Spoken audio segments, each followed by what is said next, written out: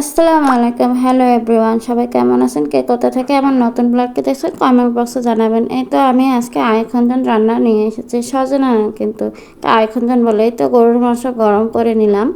এটা গরুর মাংস দিয়ে রান্না করব, খেতে কিন্তু দুর্দান্ত হয়। আপনারা চাইলে মাছ দিয়েও রান্না করতে পারেন। এই তো ফ্রাই প্যানটা গরম করতে দিয়েছি, এখন তেল দিয়ে দিলাম।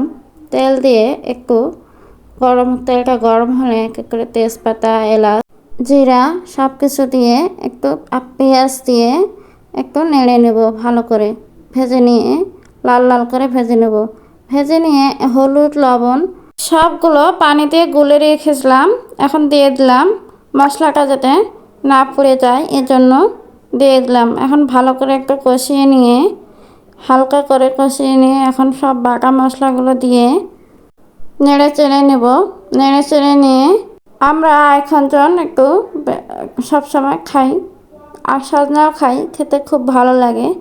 রান্না করার সময় আইখঞ্জনও কিন্তু বেশি স্বাদ হয় এরকম করে মাছও দিয়ে রান্না করলে। এই তো কথা বলতে বলতে কষানো হয়ে গেছে, এখন আইখঞ্জনগুলো দিয়ে দেব সবগুলো। যারা দিনাজপুর এলাকায় থাকেন তারা এগুলো আইখঞ্জন নামে পরিচিত, তাই না? এই তো সবগুলো এখন দিয়ে এখন আরেকটু নেড়ে চেড়ে নেব। এখন আলুগুলো ঢেলে দিলাম, আলুগুলো ঢেলে দিয়ে একটু নেড়ে চেড়ে নিয়ে ভালো করে কষিয়ে নিয়ে পানি দিয়ে আরও একটু কষিয়ে নেব, যাতে করে একটু সিদ্ধ হয়। সিদ্ধ হলে ভালো লাগবে বেশি। আপনারা চাইলে প্রেশার কুকারে সিদ্ধ করতে পারেন। এই তো এখন এক এক করে গরুর মাংসগুলো একটু দিয়ে দিলাম। গরুর মাংস দিলে স্বাদ লাগে অনেক খেতে। আপনারা রান্না করে ট্রাই করতে পারেন। গরুর মাংস দিয়ে রান্না করলে অনেক স্বাদ হয় আসলে। আইখঞ্জন কিন্তু গরুর মাংস দিয়ে রান্না করলেই ভালো লাগে। মুরগির মাংস, মুরগির চামড়ি এগুলো দিয়ে রান্না করলেই ভালো লাগে। আপনারা পাশে ট্রাই করবেন রান্না করতে। মাংসগুলো দিয়ে এখন নেড়ে চেড়ে নেব সবগুলো। সবগুলো একটু ভালোভাবে কষিয়ে নেব যতক্ষণ না কষানো হয়েছে। এইভাবে একটু রান্না করলে ভালোই লাগে। আপনারা সবসময় চেষ্টা করবেন গরুর মাংস দিয়ে রান্না করতে। গরুর মাংস দিয়ে রান্না করলে অসম্ভব খেতে মজা।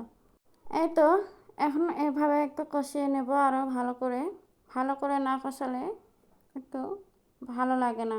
তরকারিকে খেতে অনেক ভালো লাগে। এভাবে রান্না করলে আপনারা রান্না করার চেষ্টা করবেন। এই তো সজনাটা প্রায় আম্মু নেড়ে চেড়ে দিচ্ছে। আমি একটু বেশি নেড়ে দিয়েছিলাম, তাই আমার কাছে একটু বকা খেয়েছিলাম। এগুলো বেশি নাড়া যায় না। আপনারা পারলে অল্প করে নেড়ে চেড়ে দিবেন, না হলে এগুলো আউলে যাবে। এই তো প্রায় রান্নাটা শেষে হয়ে আসতেছে। দেখুন কত সুন্দর লাগতেছে, তাই না? আইখঞ্জনের তরকারিটা মাংস দিয়ে রান্না করলে কিন্তু ভালোই স্বাদ হয়। পারলে শেষে আপনারা ধনিয়া গুঁড়া দিবেন, আরও স্বাদ হবে খেতে। ধন্যবাদ সবাইকে।